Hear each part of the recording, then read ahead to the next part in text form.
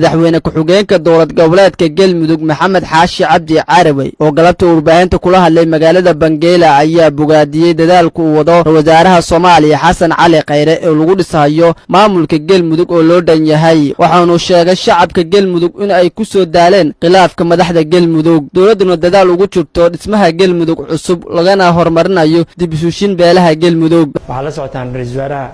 dowladda federaalka Soomaaliya inuu muddo hadda bil ku dhow uu joogo deegaanada Galmudug asagoo u joogo runtii in Galmudug arrimaheeda oo xal dhaba ka gaaro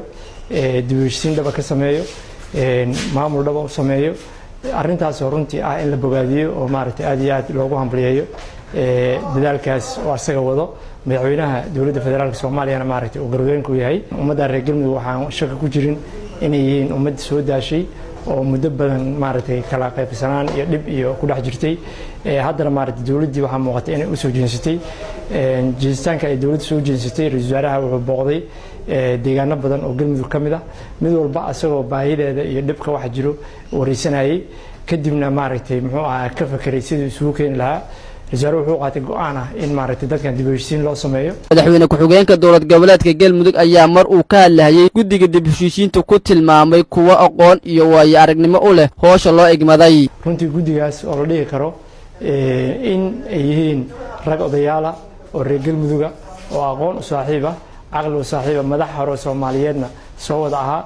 sida dhabta ah haddii aan qof walba ama jifo walba ama qabiil walba waxa uu tabanayo intuu si tartiib u sheegto aan si tartiib looga xalin waxa imaanayso in la kala maqnaadana bulshada reer Galmudug dadka reer Galmudug midna dan ugu jirto waxa la socotaan markii maamulada Soomaaliya meelo badan oo kamid la dhisayay in dadka Soomaaliyeed dadkooda aqoon-yahanka intay u soo noqdeen ee dadkooda waxgaradka ahaa ay u dhiseen maaragtay isu keeneen kadibna maamuladooda u dhiseen maamuladina ay maanta taagan yihiin waxa fursad ah in annaga maanta haddaan reer Galmudug ay dawladdeennina maaragtay noo soo fariisatay oo ay diyaar u tahay inay dhisto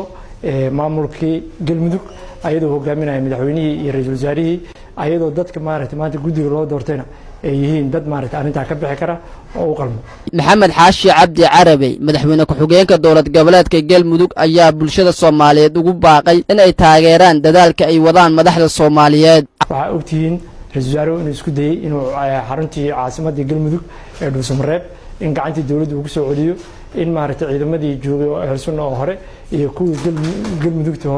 Galmudugtii la isku daray in ciidamadii oo dhan maaragtay la mideeyay waxaan dhihi lahaa wixii hore la soo maro dhaxalay dhalay in laga noqdo fiican kadibna maaragtay